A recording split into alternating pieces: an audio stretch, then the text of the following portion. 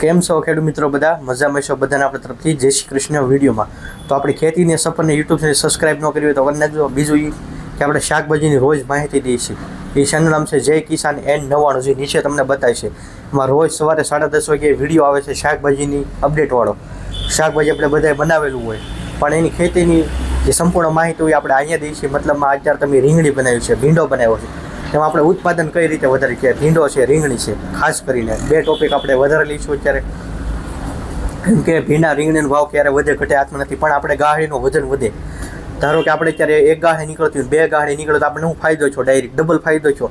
તેઓ વધારવા માટે ખોરાક જોઈએ છોડને, તો એની માટે ખોરાક છે આ 3 વસ્તુ.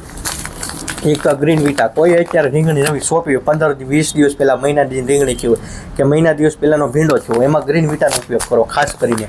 અને તમારો ભીંડો શરૂ હોય તોય ગ્રીન વિટાનો ઉપયોગ કરો, શરૂ ન થયો હોય તોય હાલે. મતલબમાં શરૂ થયો હોય તો હાલે, શરૂ થયા પછી હાલે. આ રેગ્યુલર તમારે ભીંડા રીંગણીમાં માટેનું બેસ્ટ ખાતર છે. પોષક તત્વો છોડની જોઈએ.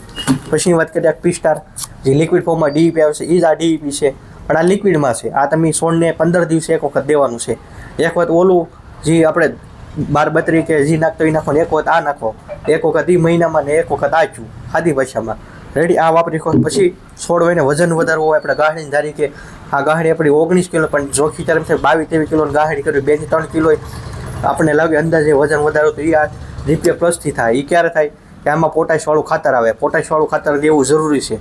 કેટલા પ્રમાણમાં દેવું એ મહત્ત્વનો મુદ્દો છે. આ લિક્વિડ ફોર્મમાં આવે છે અને આપણે આનું માપ પણ કરી શકીએ. આમાં એ થેલી રૂપિયા આવે ત્યારે આપણે એનું માપ કાઢી શકતા નથી. કેમ નથી કાઢી શકતા? કે આપણે કીધું હોય કે વીઘે ભાઈ 10 કિલો 12 કિલો જોઈએ, તો આપણે શું કરીશું? અડધી થેલી, પોણો થેલી આખી 1 વીઘામાં આપી દઈશું. તો એ રીતે કરવા નથી. ખર્ચો હોય તો 1500-1700 થેલી આવતી હોય તો આપણે એવી ગણતરી કરવી પડે. જે જરૂર હોય એ આપો. 3 વસ્તુ આપો. ઓલી તમે 1 થેલી આપો 2 વીઘામાં, અંદાજે એક ઉદાહરણ લઈ, અને આ 3 વસ્તુ આપો તો ખર્ચો એટલો જ આવે, પણ આપણે જે છોડને જરૂર હોય એ પોષક તત્વ મળી રહે. જે 10-12 પોષક તત્વમાં જરૂર હોય તો amino, fulvic, seaweed, copper, boron અને અધર હોર્મોન્સ આમાં આવી જાય છે. આમાં પોટાશ, કેલ્શિયમ ને આ DEP વાળું. તો આ થઈ ગયું. હવે તમારે ભીંડો હોય કે રીંગણીઓમાં ઈયળનો પ્રશ્ન હોય તો આ ટેગ હકીમાં આ દવા સારી છે ઈયળ માટે. 15 ml નાખવાની છે. 5-5, 6 વખત ખેડૂતો લઈ ગયેલા છે. બાકી હવે કોઈ પણ મનમાં પ્રશ્ન હોય તો ગમે ત્યારે ફોન કરી શકો છો. મળીશું કાલે નેક્સ્ટ વિડીયો નવી માહિતી સાથે.